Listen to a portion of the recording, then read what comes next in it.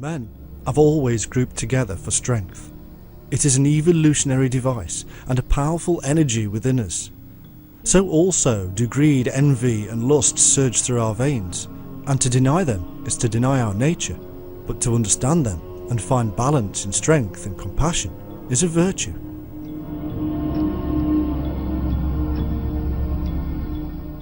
One of the most confusing elements for any researcher coming to the world of secret societies afresh is the dualism they discover.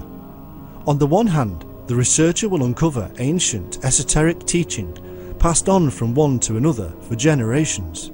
On the face of it, this teaching appears worthy and holds great psychological and spiritual truths. But then we also find that these secret societies have also been implicated in some bloody and awful periods in human history. This is the reason that Democrats and Republicans, who both want similar ends, find themselves on opposite sides of the political divide. In such divisions in our society, we see the duality of the human mind revealed before us in often graphic terms. Secret societies gather these divisions together. After all, Democrats and Republicans are Freemasons. Secret societies are no different to any other group in our world. They have a hierarchy of control. They have community-spirited events and rituals. They hold a series of belief systems just as any religion or political party. But the big difference is that they keep their hierarchy, events, rituals and belief systems a secret. They hide them in code, cipher and symbolism. And it has been this way for millennia. Such knowledge has been handed down within the group ever since it was discovered. But other forms of knowledge were also passed along. The wisdom of the stars has found a life outside of the groups as astrology, and yet this was originally the knowledge of navigation, time and measurement. Such knowledge was immensely powerful for millennia and a closely guarded secret. Many of the symbols we see in secret societies today can be shown to relate entirely and originally to the Sabiists or star worshippers of ancient times. By knowing the progress and position of the heavenly bodies, man could measure time and distance.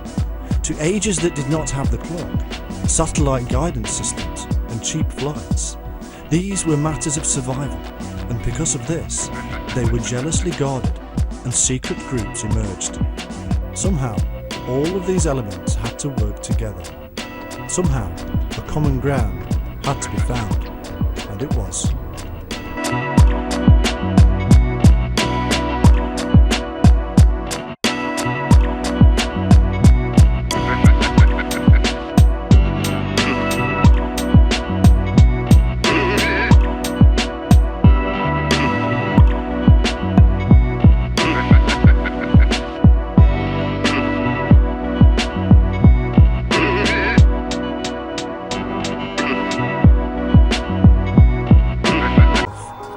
They numbered 7 like the planets Saturn, Jupiter, Mars, the Sun, Venus, Mercury and the Moon. A number which also related to the number of colours which make up white, the colour of purity. Little wonder that the number 7 should become immensely important to later adherents of the arcane. In truth, even the mother of Christianity, Judaism, was awash with the worship of stones and stars, worshipping the Bethel stone in the Temple of Jerusalem as the Messiah itself. These Bethel stones were to be found far and wide, and were often encased in arks made of holy wood from nature, symbolising the stairway or ascent into the heavens. At the Kaaba in Mecca, the holy meteorite is sacred to Islam to this very day. The spread of Sabiism was so successful that traces of it can still be found within modern secret orders. This kind of mystical language speaks of power unknown by most ordinary people. It has been used and abused to entice people into the fold and to control them for millennia. The physical actions required to attain this so-called special power reveal simple hallucination and drug-induced trance states.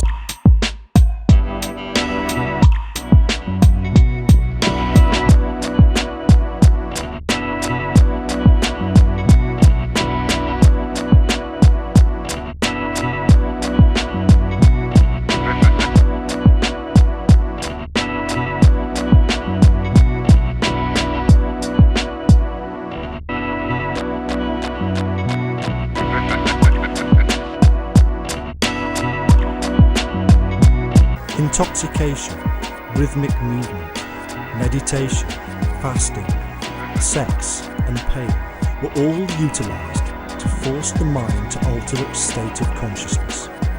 This is a universal device that spread across the world and is found in most secret societies, either practiced or symbolic in rituals. From the drunkenness of Dionysia, the orgies of Manadees, the shedding of blood widespread in Asia Minor, and that influenced society on levels we can only guess at. Whether we look at the Golden Dawn, the Rosicrucians, or even the infamous Illuminati, we find that they all revolve around the Freemasons. They were created by or from within the Masons, and often their supposedly separate discoverers have merged back into the fold. And so, we have a modern, worldwide secretive brotherhood, outwardly claiming fraternity and equality, being the culmination of millennia of mystery traditions and vague to say the least about its own origins. Most of those who have made serious studies of the rituals and symbols, beliefs and traditions within the Masonic Lodge have come to the same conclusion, that it is a continuation of the underground stream that has gone through the various periods of world history. The Theosophical Society was founded by Madame Blavatsky, who was employed as an agent of the Carbonari, which she joined in 1856. The Carbonari are a branch of the Freemasons, and Blavatsky herself was an Oriental Freemason, and working for so-called hidden masters who directed her will.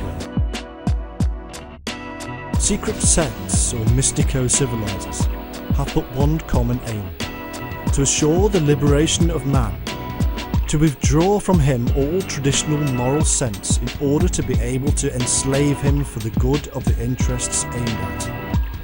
This mysticism is indeed the great Masonic secret, the supreme initiation. It is as old as this world. Even the Masons admit that over time the forms of Masonry became divided. French Mason Albert Lanterin said, "The ancient chain must be soldered again, which in making the order more powerful would allow it to influence, in a humanitarian sense, the politics of rulers."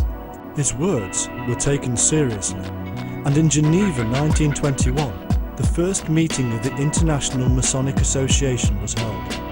In 1922, the orator of the Grand Lodge of France at the IMA meeting stated, "My brother Masons, my hope is that Freemasonry, which has done so much for the emancipation of men, and to which history owes the national revolutions of 1789 and 1871, will also know how to make the greatest revolution, which will be the international revolution."